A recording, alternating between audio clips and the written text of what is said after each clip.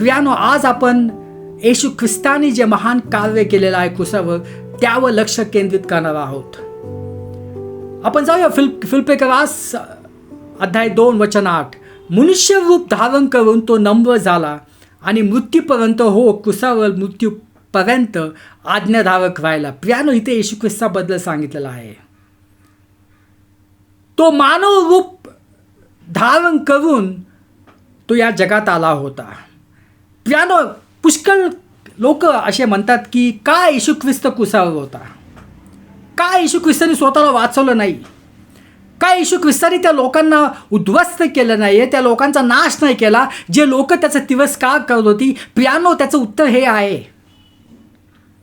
येशू ख्रिस्त हा स्वर्गात होता, येशू ख्रिस्त हा देवाचा पुत्र आहे, पण तो आपल्याला वाचवण्यासाठी तो या जगात आला. तो मानव रूप धरून तो या जगात आला.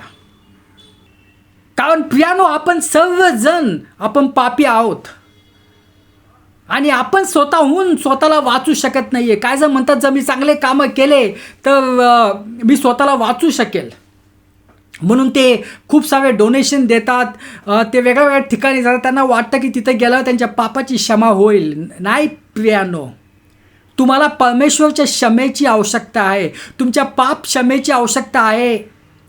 कारण पाप जे आहे ते तुम्हाला नरकात ढकलू शकतं.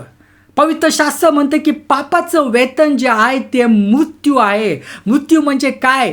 मृत्यू म्हणजे हे जगिक जीवन जे आहे, हे जगिक जीवन तुमचं उद्ध्वस्त होईल. या जगिक जीवनामध्ये शांती नसेल तुमच्या, आणि जेव्हा तुम्ही इथून जाल तर तुम्ही सरळ नरकात तुम्हाला जावं लागेल आणि अनंत काळामध्ये नरकात तुम्हाला यातना भोगावं लागतील.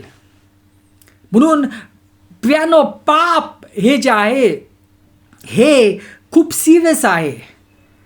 पण जग म्हणतं चालतं पाप केल्यावर, जग म्हणतं की पाप केलं काय होत नाही, जग म्हणतं चालतं व्यभिचार केल्यावर, जग म्हणतं चालतं पोर्नोग्राफीचे व्हिडिओ पाहिल्यावर, जग म्हणतं चालतं एकमेकांशिवाय दिल्यावर, एकमेकांचा खून केला. प्रियानो, पण हे पाप तुम्हाला नरकात टाकू शकतं.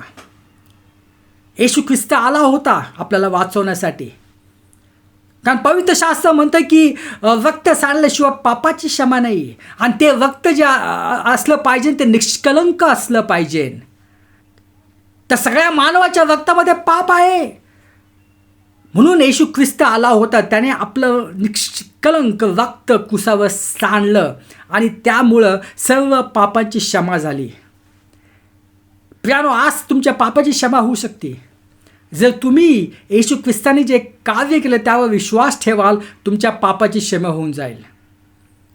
म्हणून तो मनुष्य रूप धरून तो आला, तो नम्र झाला, आपल्यासाठी तो नम्र झाला आणि सर्व यातना त्याने आपल्यासाठी भोगल्या. अशा भयानक मृत्यूला तो सामोर गेला. तो शेवटपर्यंत आज्ञाधारक राहिला. तो क्रूसावर मेला, पण 3 दिवसानंतर तो उठला.